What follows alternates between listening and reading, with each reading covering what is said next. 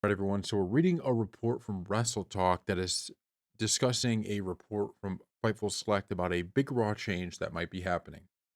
With the Netflix premiere on January 6th looming, Fightful Select has shared an update on Raw's length once it moves to the streaming giant. According to the two talent present at the final Raw taping prior to Christmas, WWE had not yet informed the roster as to how long Raw will be on Netflix. Fightful noted that they had also received no answer from WWE regarding Raw's length, despite asking in recent months. Despite this, one source noted that Netflix has no hardouts with flexibility expected in regards to Raw's runtime.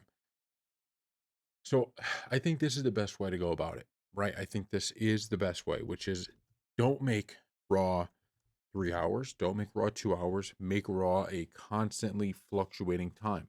I think that's the best way to do it. Now, I do want to say, and I just, maybe this is a little bit selfish, but when we're trying to cover Raw and we're trying to get you guys, the live updates and talk about what's going on, it gets to be a lot sometimes, right? You're watching Raw, 3 hours of it. You have the commercials, you have everything. If you're a sports fan, you're trying to watch Monday Night Football, you're trying to watch everything that's going on.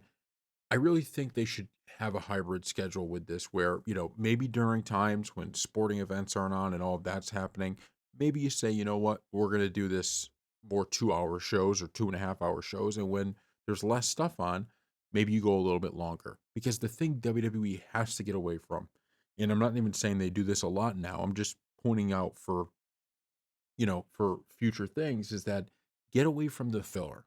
When you're not on, I completely understand how in the format it exists in now, when you're on the USA Network, you have to have the same amount of time every week. You have a hard out, right? It just has to happen the way it happens. I completely understand why you have filler. There's no other way to do it. You can't possibly book a show for that length of time and not have filler. You just can't do it. It's impossible. With Netflix, when they're giving you the option to be flexible. And you always can take a chance with a segment, or you want to make sure that you're still getting a lot of these wrestlers on the TV screen, even if, because you don't want to just basically do, okay, we're just going to do the best now. Only the top stars are going to get out there. And then that's all everybody sees. Cause at some point, that's not going to work. At some point, those stars are going to run out. With that being said, you could do something a little bit different.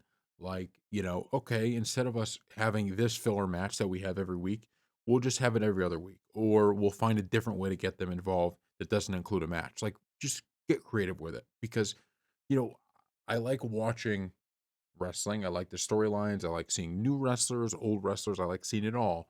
But I really dislike when I'm watching Raw and you go, man, this match just feels like it's a filler match. It's almost like it's like disrespectful to the people involved, right? Because everybody who's on screen, the wrestlers that are in it, they know that this is, a filler match, or it's just like a match where one guy loses in like 10 seconds and doesn't really like cut that out, just cut that out.